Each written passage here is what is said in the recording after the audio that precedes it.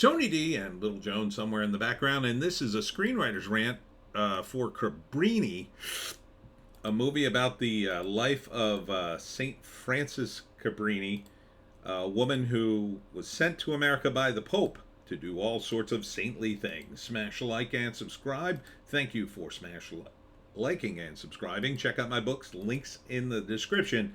Comedy horror in South Jersey. It's the Pineys, books 1 through 11, available at Amazon.com. Don't forget, Kindle Unlimited is free.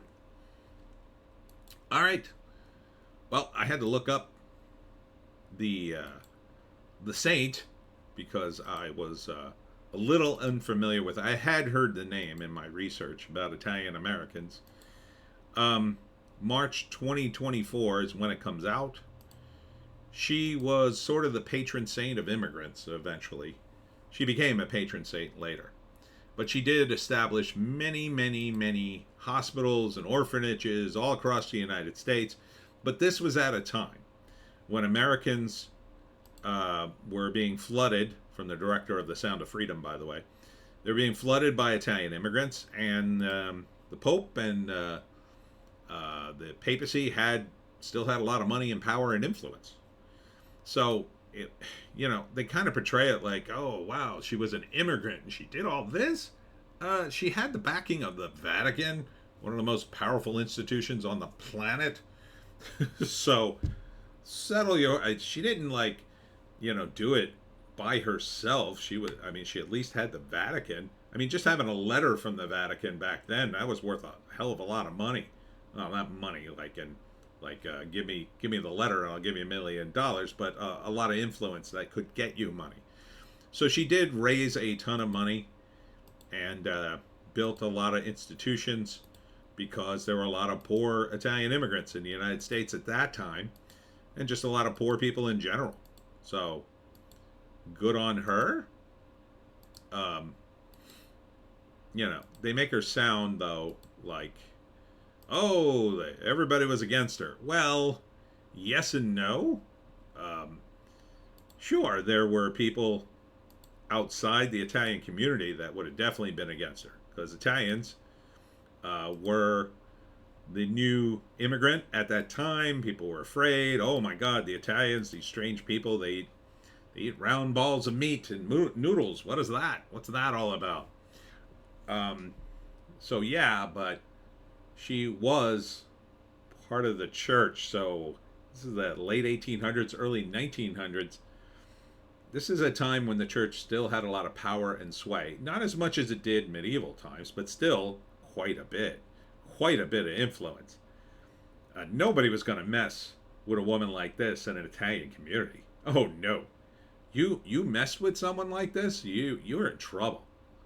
You're in big trouble. People come out of the woodwork to get you. But that all being said, it looks fine, if not a little over dramatic, but it's a movie. So first act, Cabrini, and I had to read this from the history. Really didn't get it from the trailer, but Cabrini was trying to set up a missionary to China when the Pope interceded and said, "I think you should go to New York. A lot of Italians are moving to New York. There's a lot of poverty there. I think that's where you need to go." And good on him for doing that. So she switches plans and goes to New York, her little sisterhood of nuns. So they go to New York, and it's really tough. It's really poor. But over the years, she raises money, builds schools, builds orphanages, builds hospitals. All the things that you would expect a church-going woman to do. And she faced sexism, according to the movie. Oh, so much sexism. Oh, that must have been tough. The sexism in the 1800s. Yeah, I'm sure that was the toughest part. The sexism. Yeah, there was sexism, okay? I'm not saying there wasn't any, but I'm saying that I think there were other issues in the 1800s other than sexism. I don't think even people saw it as sexism. It's the way the world works. So annoying. Anyhow, she overcomes, and third act, she built all this stuff, she dies, and then gets saintified.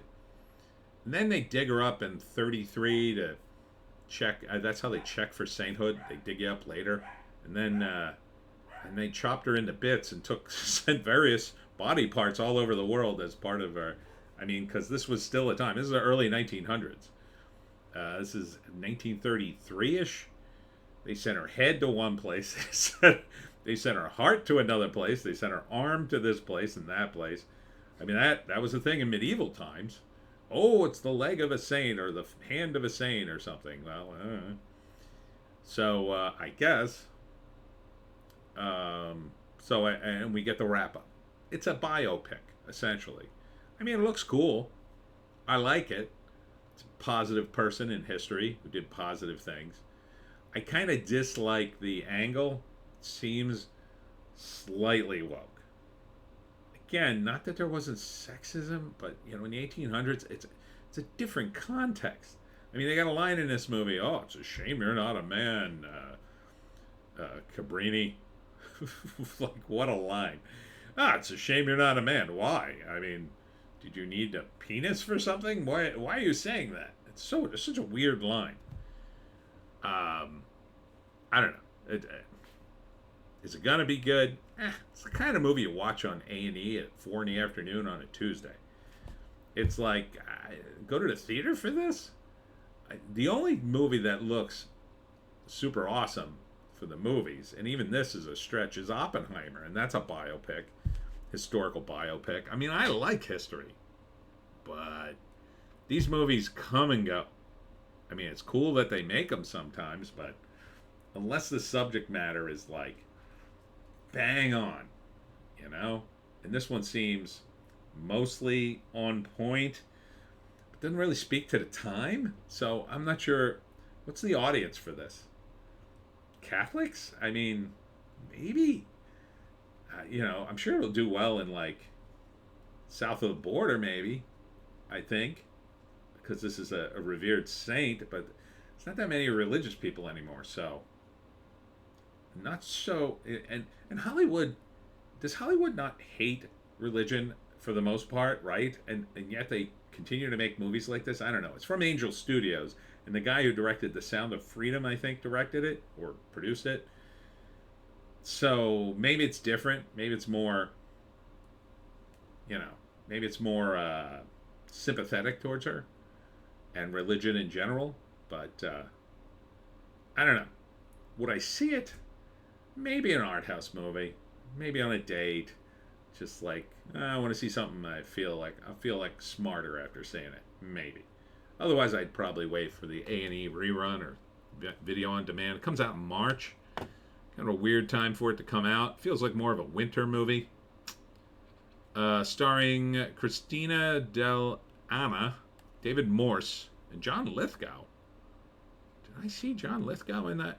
Oh, maybe he was one of the guys with the beard. Director Alejandro Monteverde.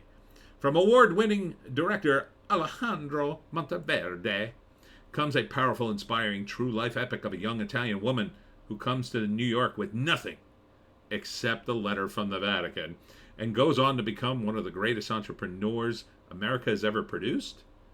Cabrini charts the rise of a hero of our time, a woman whose determination, business skill, and unswerving faith help her overcome the astonishing odds to build an empire of hope that transforms millions of lives worldwide. So you're saying she's not a nun? Mother Cabrini, a religious sister. I guess that's different. I mean, was she, what's a religious, it's a nun, right? She was a nun. Her and 7 other women who had taken religious vows with her founded the Missionary Sisters of the Sacred Heart of Jesus.